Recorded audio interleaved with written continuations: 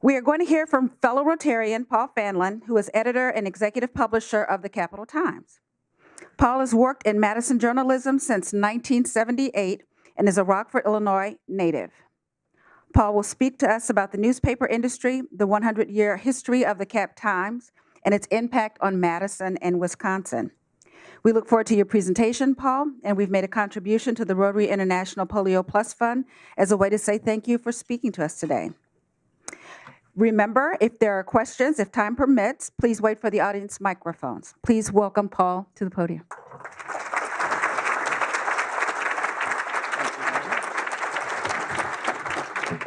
Well, thank you, Donna. I really appreciate that nice introduction.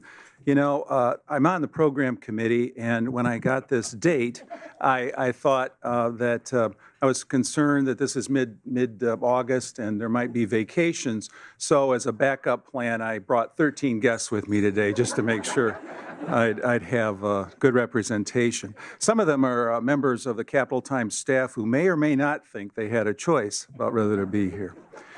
Anyway, I'm delighted to get a chance to tell my fellow Rotarians about the 100th birthday of the Capital Times, which I consider to be a Madison institution. I hope you do too. You know, I'm joined today here by several of my Capital Times colleagues, including Dave Zwiefel, our editor emeritus and my dear friend. Through the years, through the decades really, Dave has won many journalism awards. I was with him in 2011 in Milwaukee when Dave was inducted into the Wisconsin Journalism Hall of Fame. But among the amazing distinctions Dave has is that he was personally hired by William T. Eviu, our iconic founder, who passed away in 1970. Well, this December 13th, it will be exactly a century to the day since Mr. Eviu produced the first edition of the Capital Times a few blocks from here in a 3-story building on King Street across the square. So my first question of the day, Dave, is can you tell us what the weather was like that day? Snowing. Actually, Dave has been with the Capital Times for 55 years, which I discovered in researching to prepare for today is longer than Mr. Eviu was with the Capital Times. So that is incredible. Before I continue, I want to show you a 3.5-minute video we created this year that tells the Cap Times story, our past and looks to our future. And this is the premiere showing. This is a video we worked hard on creating this year. And if you watch closely, you can catch a glimpse of that King Street building. So Jane, if you want to go ahead and roll that, that'd be great. President Trump will be speaking at a Tonight, we dinner for introduce a major Republicans. In an era of soundbite news and alternative facts, it might feel like the truth has never been harder to find. But what it really comes down to is knowing where to look. Thanks to the guiding spirit of William T. Eviu, that place has been the Cap Times for more than 100 years. Eviu founded the Cap Times in 1917, in the months after the U.S. entered the First World War. Frustrated by attacks against the founder of the progressive movement, fighting Bob La Follette, Eviu was determined to create a paper that championed ordinary people and challenged powerful business interests. A paper that spoke out for those whose lives and livelihoods were at the mercy of the powerful, that would work in partnership with those it served, and fostered the progressive spirit, no matter the obstacles, no matter the cost. Over the years, the Cap Times has stood against racism and extremism, and challenged demagogues, opposed unjust wars around the globe, and spoke out when ideals were compromised. Although Bill Eviu is no longer with us, his spirit lives on. We are proud to be a voice for those society has left behind, and to champion causes many view as too divisive to tackle. Our widely respected opinion writers have never shied away from difficult subjects. As with Mr. Eviu, the more important the topic, the more committed we are to speaking out. But the greatest legacy Eviu left the Cap Times was a commitment to finding and reporting the unvarnished truth. We salute our exceptional staff of innovative, enterprising reporters dedicated truth tellers committed to smart, fair, and thorough investigative reporting, no matter the topic, the audience, or the challenges they face in capturing and disseminating the truth. A team of exceptional professionals with only one agenda: excellence. Although our commitment to journalism is decidedly old school, our approach to media is anything but. We've worked hard to be at the forefront of innovation and embraced the interactive, real-time benefits of the latest channels, delivering insights our readers depend on. Last, but certainly not least, is the Cap Times commitment to philanthropy. The Evu Foundation has given more than $56 million to the people and causes Mr. Evu supported throughout his life. The foundation has made a critical difference to the people whose stories may otherwise have gone untold, and helped ensure that some of Madison's most enduring landmarks are all they are today. William T. Evu started the Cap Times with the radical notion that he could make Madison and Wisconsin a better place by letting people have the truth and the freedom to discuss it. 100 years later, that vision is as relevant as ever. And the Cap Times remains, as always, as Madison as it gets. Well, thanks a lot. So just to foreshadow kind of where I'm going, I'm going to talk for a few minutes about my take on the newspaper, the future of newspaper journalism. I'm going to talk a little bit about Capital Times history, and I'm going to talk about the Capital Times today and going forward. I'm going to finish up by telling you a little bit about our Idea Fest, which is coming up on campus next month. Even though I'm here today to talk about the Capital Times, I actually started my career as a state journal reporter in the late 1970s, and I covered county government, then I covered the mayor and city council, then I covered the legislature, and finally I covered the governor and state politics. In 1986, Tommy Thompson, who I had followed pretty closely in the state assembly, declared his candidacy for governor. And I wrote a news analysis about that time that was relatively unflattering. I said that I thought his poor grammar combined with his shrill and bombastic style would get in the way of his success running statewide.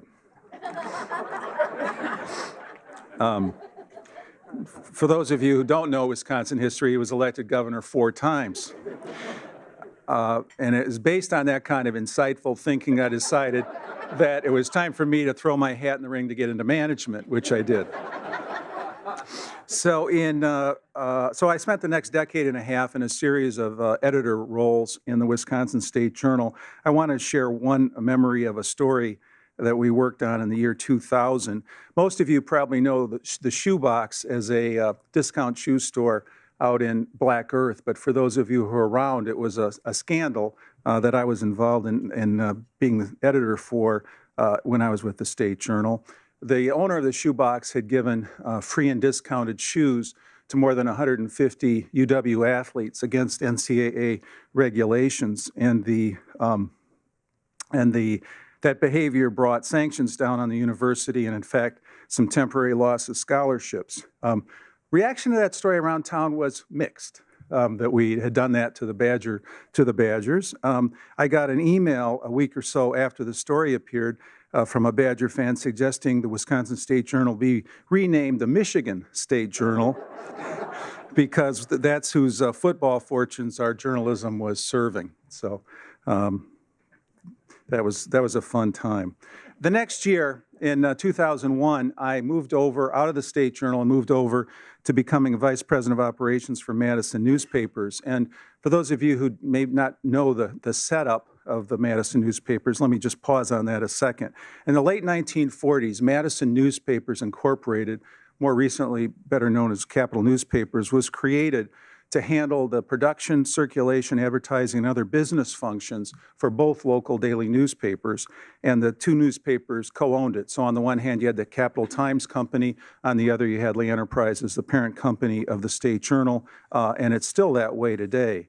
The vice president role, that business role, was a crash course in the economics of newspapering, as well as providing a front row seat to what's euphemistically called the disruption in the newspaper business in the last 10 or 15 years.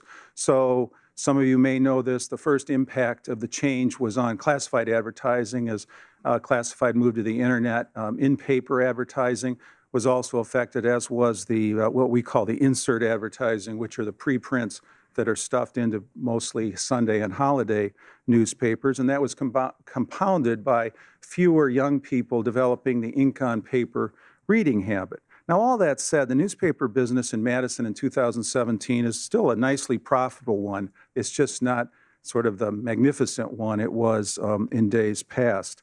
You know, increasingly, our business is moving toward a greater reliance on digital, and the Cap Times, I'm happy to say, is doing pretty well with that. Our digital audience tends to be better educated and more affluent and trending younger than the overall market, and we leverage that in our advertising sales. And the Cap Times is growing its revenue year over year, which is something I wanted to note. But beyond the evolving advertising models is a central question I think about a lot. And it's how in the years to come willing will new consumers of serious journalism be to pay for the reporters and editors who produce trustworthy journalism? I think that's a huge question. You know, back in the fall of 1974, I was starting graduate school in Washington, D.C., and I subscribed to the Washington Post, which was just coming off of Watergate fame. The daily paper was this thick. The Sunday paper would take all day to read. It cost me $5 a month. And even adjusted for inflation, that's a breathtaking bargain. And I think it's an example of how my generation was conditioned to take dirt cheap access to great journalism for granted. And so I think that's the dilemma going forward before I pivot to the Capital Times. I call it the value proposition. That what will journalism institutions, whether that's the Cap Times or the New York Times, provide enough value to enough readers to attract the financial support for the amount of journalism many of us think we need? I'm optimistic, and I think we're evolving in that direction, but the 10 and 20 and 30-year outlook for journalism, I think, hinges on that answer. So now I'm going to move over and talk a little bit more about Cap Times history, which is a lot of fun. You know, Evu was in charge of the Capital Times from its creation till his death. That was 53 years. He wrote an autobiography called Fighting Editor, and I think Dave's read it, I've read it. It's filled with lots of great stories. It's not, frankly, a great read, but it's filled with lots of great stories. On Dave's wall is a letter from Fighting Bob LaFollette, who, as you saw, was Evu's hero. And it's congratulating Evu on having reached a circulation threshold, and the salutation is "My dear Billy." And as I've looked at that over the years, I've concluded that maybe Fighting Bob LaFollette is the only one who could have gotten away with calling Mr. Evu "My dear Billy." Near that is a letter from Harry Truman thanking Evu for his support in the razor-close 1948 presidential election. And there's a handwritten note from Truman at the bottom that says, "Wisconsin represents a cross-section of real, honest America." And I don't know who Truman had in mind as the unreal, dishonest America. I've got some nominees, though. Later 10 years or so later, John F. Kennedy and Jackie came to Evu's home here in Madison to try, and successfully it turned out, to get his endorsement for the 1960 Democratic presidential primary, although he did end up being a huge fan, Evu did, of Kennedy, and was shattered by his assassination a few years later. Probably better known to those of you who've been in Madison a long time was Frank Lloyd Wright's friendship with Evu. Evu spent a lot of time at Taliesin and tried hard during his lifetime, Evu's lifetime, to support Wright's vision for Monona Terrace, for a convention center on Lake Monona. That didn't happen, but when Monona Terrace, which was a Wright-inspired structure, was finally built in the 1990s, William T. Evu's foundation was there with $3 million to help make it financially viable. A name that's less associated but a lot of fun is Carl Sandburg. Evu met Carl Sandburg, the famous poet, as a young writer. They were both young writers, and he would come to Madison to stay at Evu's home. And Dave shared this legend with me that while Evu never complained directly to Sandburg, Evu complained to others that Sandburg drank all of his good scotch. Anyway, there's a new book now that's coming out this fall. Dave has co-authored it with our associate editor, John Nichols. I'm biased. I think it's great. I read it in galley form, but it's titled The Capital Times, the proudly radical newspaper's century-long fight for justice and for peace. And so much in politics these days seems to be put on a liberal versus conservative continuum. But I think that as I read through the book and made notes, that it's hard to argue that Evu throughout his life wasn't simply on the side of justice. Let me cite a few examples. He was an early proponent of women's suffrage and a consistent voice for women's rights. He was against wars such as Vietnam, early and hard, and sensitive to war profiteering, and he was a huge advocate of workers' rights.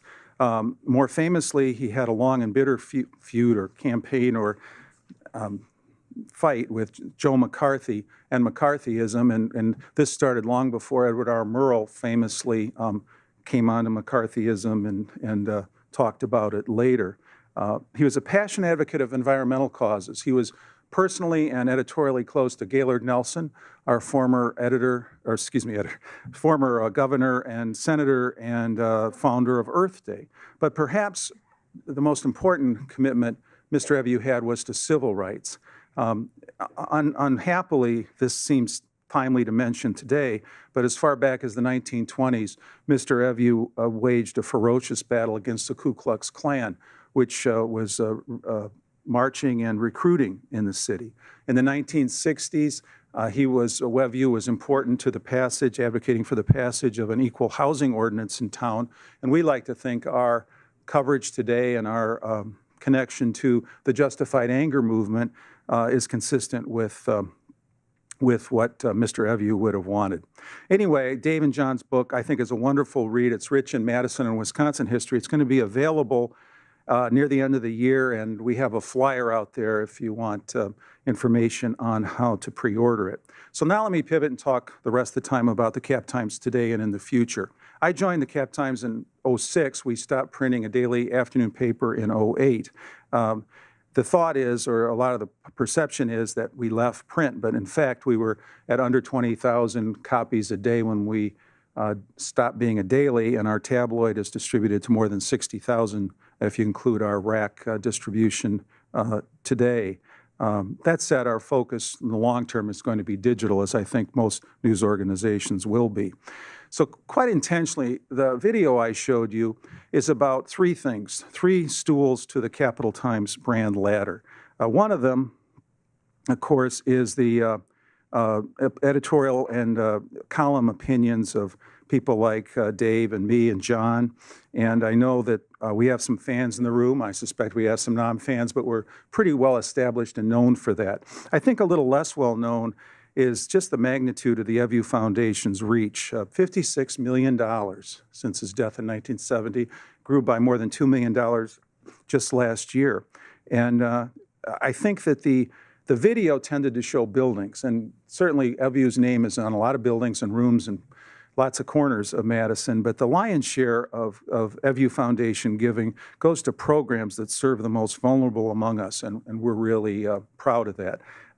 As it happens, I was noticing as I was watching people coming in today that there are many members of the Evu Foundation, past and current, here. There's a group of us who are sort of referred to as family members or inside members, but the Madison Community Foundation, the UW Foundation are also represented, and there are some folks who are very familiar with this.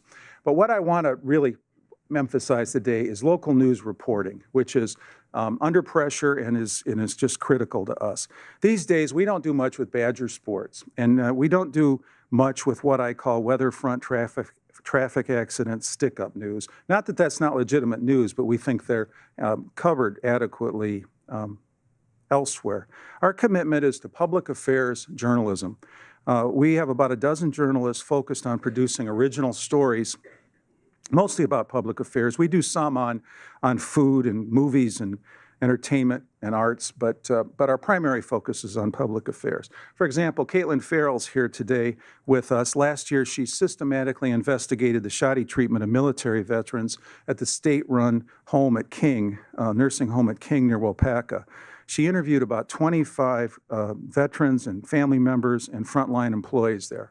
Her work caused formal inquiries, personnel, and other changes. She won the state's 2 top awards last year for investigative reporting and was in Washington earlier this summer to accept the Sigma Delta Chi Award from the Society of Professional Journalists for her investigative reporting. More importantly, she changed lives of those veterans at King.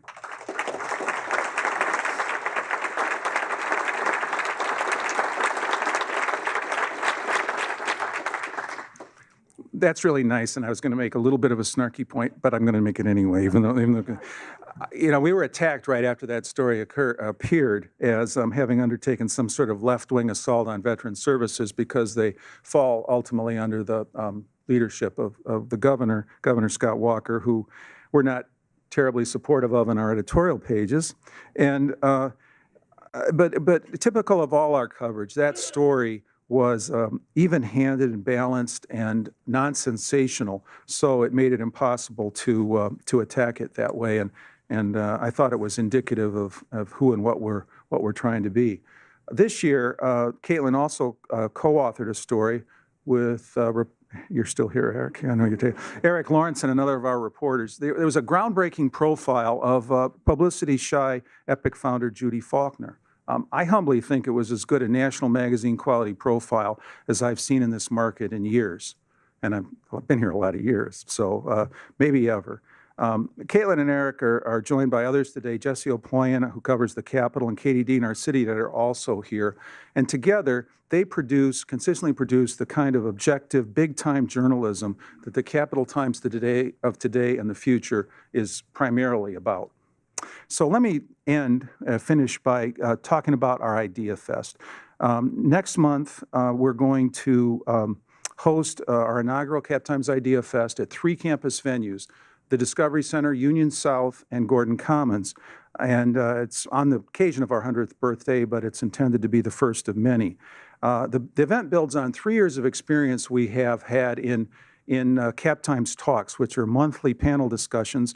They've been all over town, from Goodman Center to Meadowood, and have drawn at times as many as 300 people. I've been, frankly, amazed at the willingness of people to come out and participate in these sorts of things, but I'm gratified by it. Chris Murphy, our managing editor, who's here today, has worked on that and been the leader of that for all that time, and he's spent the last few months painstakingly constructing our program for Idea Fest next month. The overall theme of Idea Fest is Build a Better State. So there'll be about 24 individual sessions, and 1 ticket, $50 retail, gets you into everything. If you're interested in politics, you'll be able to hear both Ron Johnson and Tammy Baldwin in extended one-on-one conversations, but we'll also have Senator Amy Klobuchar of Minnesota, who's a Democrat mentioned as a future presidential candidate. The aforementioned Tommy Thompson, not holding a grudge after 30 years, will also be there, as will Charlie Sykes, who's an interesting character, and pollster Charles Franklin, and so just a lot of real great names. David Marinas, who's been at this microphone many times, is playing a big part in the event for us. He's, of course, a Washington Post editor, and his dad, Elliot, preceded Dave as editor of the Capital Times, and he has the Capital Times at a special place in his heart, and we're grateful for that. He's going to do an individual session in which he's going to talk about From McCarthy to Trump, the Echoes of History. David's writing a book on McCarthy that's, I think, a year or 2 out. But really excitingly, he helped convince Marty Barron, the top editor of the Washington Post, to come to Madison, and the two of them are going to have a conversation, David interviewing Marty, Pulitzer winner with Pulitzer winner, on Saturday morning. Now, if you don't know Marty Barron off the top of your head, if you saw Spotlight, the Academy Award-winning movie about Boston and the Boston Globe's investigation of sex abuse by priests, he was portrayed by actor Lee Schreiber in that movie, and I'm tremendously excited to hear Marty's take on the Post versus the Times in covering Trump, and also he's been there 3 or 4 years under the ownership of Amazon's founder, Jeff Bezos. So that's a tremendous event. But a lot of the events are panel discussions, which we've really gotten good at. One of them is what's the best case scenario for the future of Wisconsin's economy? And we're going to have Chancellor Rebecca Blank, who's an economist. We're going to have Kevin Conroy on that panel, CEO of Exact Sciences. Brian Burke, who's co-founder of the Badger Fund of Funds, which is a statewide venture capital project approved by the legislature. And I'd emphasize this, the balance. Kurt Bauer, president and CEO of Wisconsin Manufacturers and Commerce. So the event, the Idea Fest, is going to touch on economics, politics, civil rights, journalism, education, even food. Tori Miller, who many of you know is a particularly prominent Madison chef, will be there on a panel with Justin Carlisle, who I'm told has an equal stature in Milwaukee, talking about the future of the farm-to-table movement. And last but not least, for you Badger fans, Barry Alvarez will be returning from this is a away football weekend, by the way. He will be returning from Brigham Young, and he's going to sit on Sunday for a conversation with Chris Stone, the editor of Sports Illustrated, about the future of college sports. I can't really think of anything like this in terms of presenting an outstanding collection of speakers in one place on one weekend. And I hope you find it attractive on merit. I think you will. But I'll be candid. Events like this are part of our economic future as well. So as we figure out business models, and if you love what the Cap Times does and want to support it, you might keep that in mind as well. In conclusion, I want to say that I know many of you personally, and I know many of you appreciate the full-throated progressive opinion voice of the Capital Times. But even if there are some of you out there who hate our opinions, I know, tough to imagine, but you're out there. I'd ask you to think about us as two other things. As an organization doing critically important local watchdog journalism and a source for meaningful local philanthropy that really serves your community. Because there's no less than that great philosopher Meatloaf once saying, 2 out of 3 ain't bad. Thank you.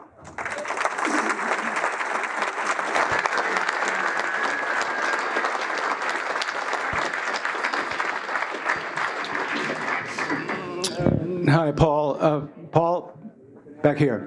First, I want to note how generous you were in your introduction of Dave Zwiefel and not noting that he is also responsible for having hired me and brought me to Madison 42 years ago, which changed my life, and I appreciate very much. And I thank you for not blaming Dave for that.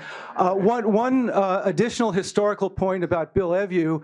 You neglected to note that he was also one of the leading prohibitionists in the state of Wisconsin and actually served in the legislature as a representative of the Prohibition Party in 1915, 1916. My question is to, it's these overhead things. My question is, the last time I was down in the building on Fish Hatchery Road, I was in the other newspaper's office, and they had one of those tote boards showing clicks on the digital stories, that it was a real-time thing showing how many people were clicking on that story at that moment. Now, I don't know if you have a similar tote board in your newsroom, but what does that sense of needing to get reader eyes, reader clicks due to the editorial process, the news assignment process, and the whole reporting process, to have that sense of you got to have clicks, you got to have eyeballs to get your stories. What does that do to your process? Stuart, I think that's a great question. I have to say that we don't have that kind of board, and I think that everything's a trade-off. So Caitlin, I don't know how many trips she made to Waupaca to do that story, but that is the trade-off between trying to produce sort of clickbait type of stories and trying to also be an organization that produces that kind of journalism. Thankfully, our board and the people I deal with and report to support the kind of journalism I try to describe here, and we don't watch sort of the daily clicks. Now, that said, I think we've been very good over the last few years about using social media channels, which frankly is the way a lot of younger people are now finding their way to news and content. I personally am a Luddite as it comes to social media. I don't use Facebook and Twitter particularly well, but we have digital natives on our staff, and they do a great job of watching that. But it's not a driving force that takes us away from what we think is, important enterprise journalism. Paul, thanks for a great presentation, and thanks to your staff who's here and to all journalists in our community around the country. Never been more needed that we have professional journalism to help us sort through. As somebody who's read the daily newspaper every day of my life since I could read, the Staten Island Advance was 5 cents at the time, a Newhouse paper. I do worry about the future as I see the local news hole shrinking, as the available resources to cover local events shrinking. And I know it's a game of numbers, but I was intrigued to see, so I'd like your comment. You talked a little bit about that earlier, but how do you see us sustaining professional journalism when there's so many other options and people have proven they're not willing to pay? And corollary to that is, I'm intrigued to see our colleagues at the State Journal appealing now that you should subscribe so you can look at it as a contribution, if you will, to maintaining professional journalism. Personally, I'm not seeing that as potentially having much traction, but I'd be intrigued by your opinion. Yeah, well, thanks, Frank. I sort of shared my opinion. I do think that we're going to continue to go through this period where people are willing to pay $5, Lindsay Lee's, for coffee. My friend, owner of Cargo Coffee, is right down here. But they're willing to pay a lot for coffee or a lot for their direct TV service. And I do think there's going to become a point where we're going to have to figure out a way of better supporting, financially supporting. I just think that's part of it. Now, we are doing some innovative things with advertising. The digital audience is different than the shotgun approach of the print newspaper, and we can go after segmented audiences, and that ought to help us as well. But it's a huge question. The national papers like the Post and Times are doing well, probably propelled by interest in the Trump era. But regional papers, particularly metropolitan papers, have been under a lot of pressure. And so what we've done in the Capital Times is that practically everyone on the Capital Times writes. So a lot of what's lost from newsrooms, the New York Times took out controversially a lot of its copy editors. In the Capital Times, most people there are producing original content, and we're doing everything we can to maintain that. And, well, frankly, in getting into events, this Ideas Fest, we took the idea a little bit from the Texas Tribune, which is a huge internet-only news entity in Austin, and are going to build on it. And that's, in our view, going to help finance the rest of the organization. So there aren't any easy answers, but that's what I have. Thank you for being here today. Sure. Wondering if you comment on a perception that I have, and that is when we think about Washington, D.C., it seems like it's the Post, the Times, and the Wall Street Journal. Yeah. That is doing the reporting, digging out the facts. And it's the broadcast media that's re-reporting what the print journalists are providing to us. And they seem to get away with that with viewers. What's your perception on that? I agree. I think that's an accurate perception, and one of the things that we're thinking about is how we can do.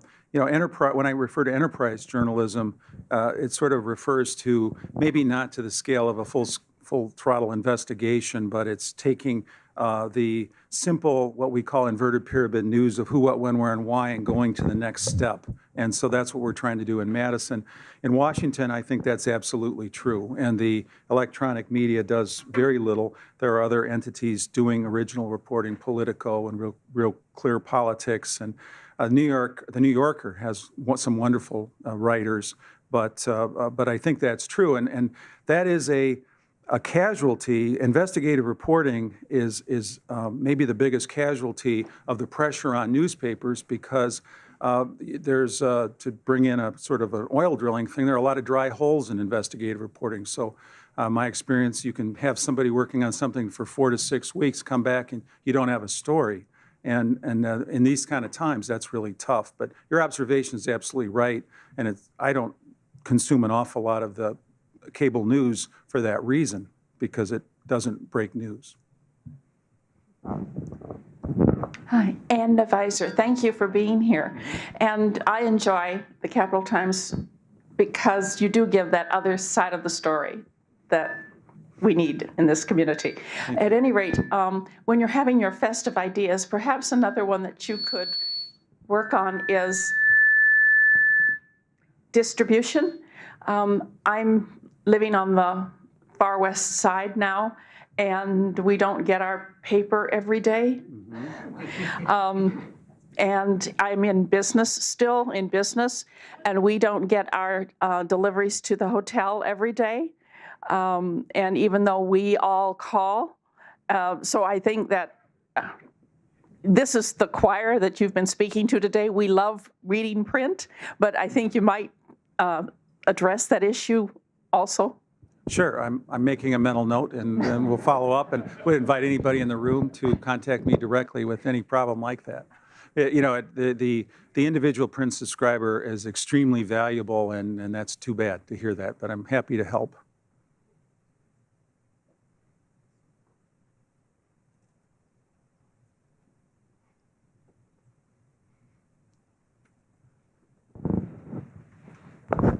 Thanks very much, Paul. One of the scariest things to me these days is how many people are willing to put aside reason and logic and their understanding of history to believe things that politicians say. What can the rest of us do about that? You'd like to shake them by the shoulders and say, what did you learn? When did you go to school? What did you study? What about that? What can be done? Well, Jeff, we're clearly members of the same choir, and you know, I'm like many of you in this room. I'm old enough to remember that we all dealt with the same set of facts from Walter Cronkite and Huntley and Brinkley, and from one, and then we reacted to those facts and then went out on our own. I don't have a good answer for the folks who live in a certain bubble of conservative talk radio on the right, or Breitbart, or Fox. I hope that I guess I just continually hope that it's a relatively small segment, and then there's a reachable segment who will listen to logic. And you know, I'm a big admirer of the Times and the Post, of course, and they do a good job of saying what somebody said and then saying in a very unheated sort of non-judgmental way the degree of truth or non-truth in it, and that seems to be all we can do. I don't know how you penetrate that culture, and I'm hoping that at some point the pendulum swings a little, but it's not swung yet.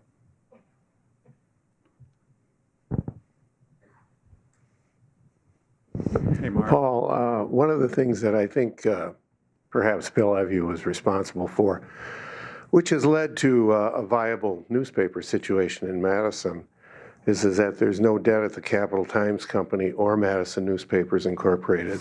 A lot of your big metro and smaller regional papers have really suffered from a lot of debt problems. Yeah, Marv, that is true, and it is a real blessing, and I think it combines with an audience heavily represented in this room that is more curious and interested in real news than you might find in other communities of our size. But I think that's a great point.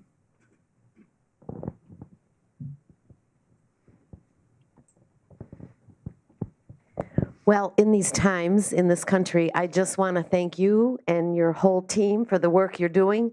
If you look at our four-way test, is it the truth? The truth and facts could not be more important than now. So thank you. Thanks, Roberta. Thank